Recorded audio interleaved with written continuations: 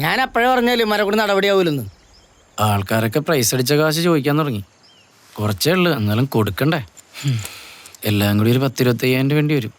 നിനക്ക് ഞാനൊരു ചെങ്കാറ ഐഡിയ പറഞ്ഞു തരട്ടെ. എന്താ ഐഡിയ? തൽക്കാലം നിനക്ക് 25,000 രൂപ ആവശ്യമുള്ളൂ.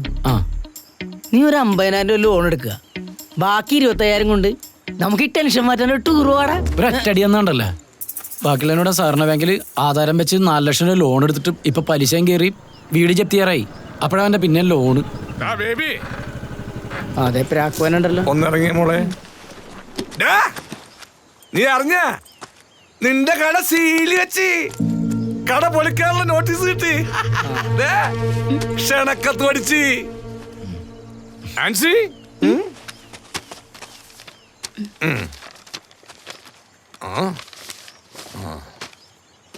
മാന്യമിത്രമേ, എടവനക്കാട് ഇല്ലത്ത് പറമ്പിലെ എന്റെ ഉടമസ്ഥതയിലുള്ള ബഹുനില കെട്ടിടം ഈ വരുന്ന 30-ാം തീയതി 10-നും 10:30-നും ഉള്ള ശുഭമുഹൂർത്തത്തിൽ സർവശ്രീ JCB അവർകൾ പൊളിച്ചു മാറ്റുന്ന വിവരം സന്തോഷപൂർവ്വം അറിയിച്ചുകൊള്ളുന്നു.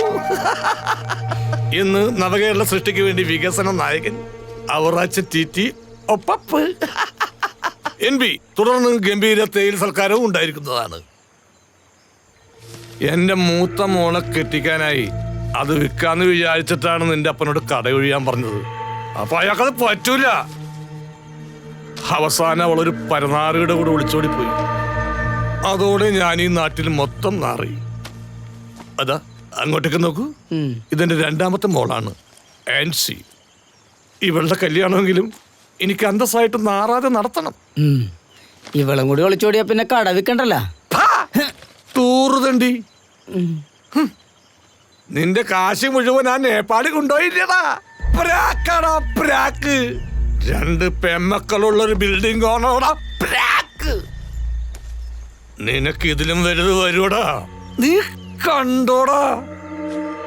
നീയും നിന്റെ അപ്പനും കൂടി ഒരിക്കലും അടിക്കാത്ത ലോട്ടറി ടിക്കറ്റ് സൈക്കിളിൽ കെട്ടിവെച്ച് നാട്ടു റോട്ടിലൂടെ ദളയാട് നടക്കെടുപ്പെന്ന് പറഞ്ഞ് നിറങ്ങുന്ന കാഴ്ച ഞാൻ കാണും. അത് കണ്ട് ഞാൻ ഗൂസ് പമ്പ് അടിക്കുമ്പോഴാ, ഗൂസ് പമ്പ് രോമാഞ്ചം.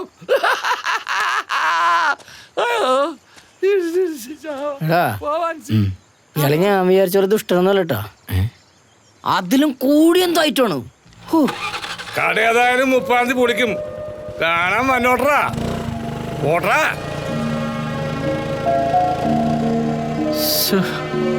എന്ത് ഇവിടെ ആകെ പ്രാന്ത് പിടിക്കണ്. നീ പേടിക്കണ്ടാ, എല്ലാം ശരിയാവും. എങ്ങനെ ശരിയാവുന്നടാ നീ പറയണേ? അപ്പൊ നീ എന്റെ കാര്യം ഒന്ന് ആലോചിച്ച് നോക്കിയേ. ഞാൻ ഗോവയിൽ പോണേക്ക് മുമ്പ് എത്ര ഡേയ്സ് ഞാനിവിടെ ബാഡ് അടിച്ച് കിടന്നറിയാമോ? അവസാനം വീട് പണിയാൻ വെച്ച കറ്റില വിറ്റിട്ടാണ് ഞാൻ ഒരു ഗോവൻ ട്രിപ്പ് അടിച്ചത്, അറിയാമോ? അതുപോലെ നിനക്കൊരു നല്ല സമയം ഉണ്ടാവും.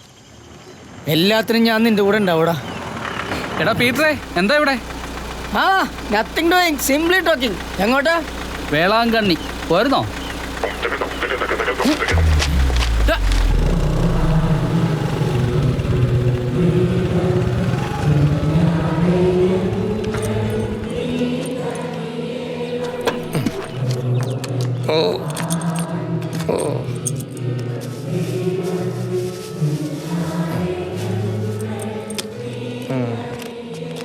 Excuse me. എന്താണ് അവരാച്ച ചേട്ടാ, കുർബാന തീരാറായല്ലോ. കുർബാന കൂടാന്നാലേ ബീഫ് തീർന്നു പോവും. ഞായറാഴ്ച ബീഫില്ലാത്ത ക്രിസ്ത്യാനിയുടെ വീടേ ഉണ്ണീശില്ലാത്ത പുൽക്കൂട് പോലെയാണ്. പുൽക്കൂടാ? അപ്പൊ ഇത് ക്രിസ്മസ് ആണോ? ആ, അയ്യോ, സ്റ്റാർ മേടിക്കാൻ മറന്നല്ല. കർത്താവ് പിന്നെയും മൂത്ത.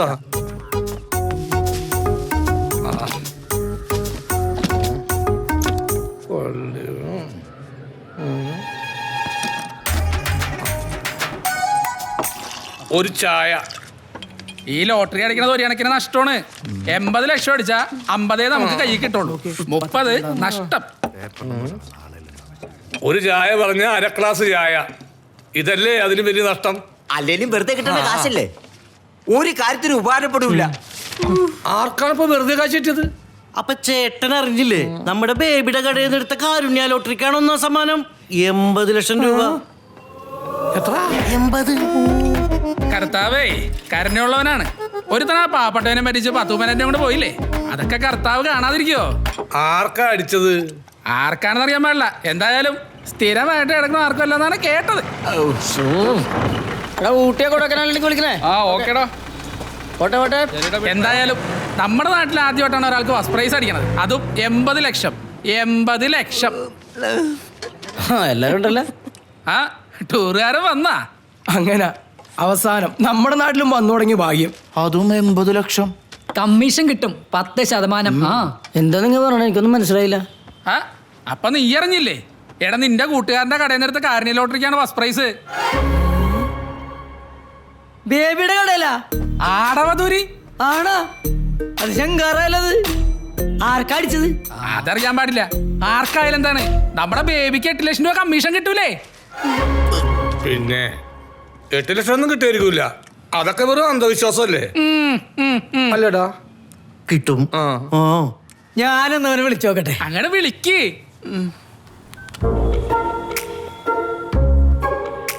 ഹലോ എടാ, ഞാൻ കേട്ടത് ശരിയാണോ?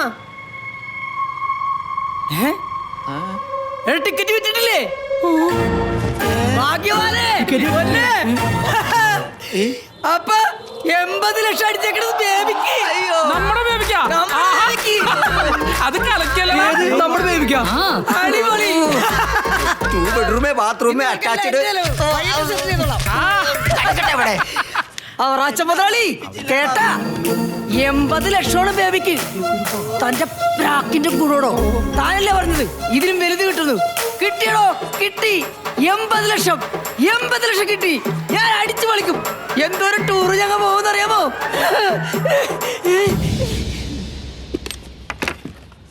എന്നെ കൂടെ ഒന്ന് പ്രാഗോ? പ്രാഗ് പ്രാഗോ പ്രാഗ് പ്രാഗ്. നന്നായി വരും.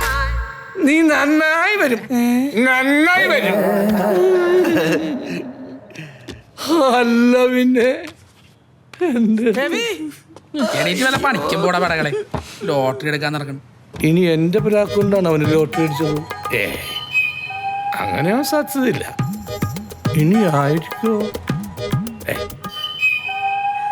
ഞാൻ നശിച്ച് നാറാണക്കല്ല് പറിച്ച് പൊണ്ടാറടങ്ങി പോകും. ആഹാ, ഇനി ഒരു ബമ്പർ എടുക്കാം. ഞാൻ ഇന്നലെയും കൂടിയും എൻ്റെ മോനോട് പറഞ്ഞോളൂ, നീ ഭാഗ്യമുള്ളവനാണ്. കേട്ടാ കേട്ടാ? ചില നമ്പറുകൾ എടുത്ത് മാറ്റി വെക്കാനുള്ള നമ്പർ ഞാനാ അവനെ പഠിപ്പിച്ചേ.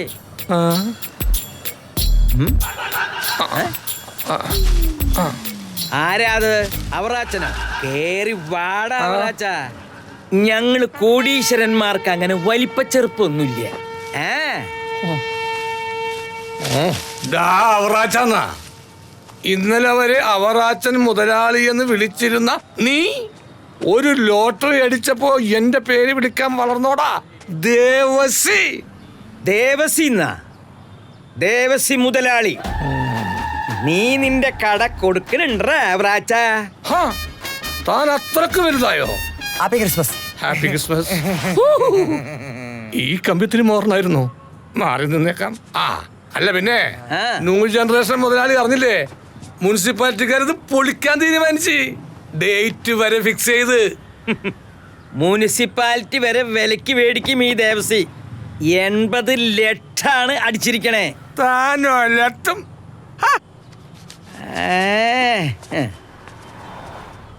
ഇനി മുനിസിപ്പാലിറ്റിക്കാരെ കണ്ടിരിക്കോ? എന്താണ് അവറാച്ചാ? ചെല്ലി അവിടെ മുനിസിപ്പാലിറ്റി വാങ്ങിക്കാൻ നിൽക്കുക. ഇനി ബാങ്ക് കൂടി കൊടുക്ക്. അതെന്തെങ്കിലും സാറ് വാ. നമസ്കാരം. കേറി വാ. സെക്രട്ടറി, പ്രസിഡന്റ് എല്ലാവരും ഉണ്ടല്ലോ. ഞങ്ങള് ദേവസ്വേട്ടനെ നേരത്തെ തന്നെ കാണാൻ വരാതിരിക്കായിരുന്നു. എന്തായാലും ഞങ്ങള് നോട്ടീസ് ഇറക്കാനിരിക്കണായിരുന്നു. ഇനിയിപ്പോ അതിന്റെ ആവശ്യമില്ലല്ലോ. അല്ല, ഈ ബാങ്കില് ആധാരം വെച്ച് ലോൺ എടുത്ത് 4 ലക്ഷം രൂപ, പലിശ ഉൾപ്പെടെ 6,40,000 രൂപ ആയേ.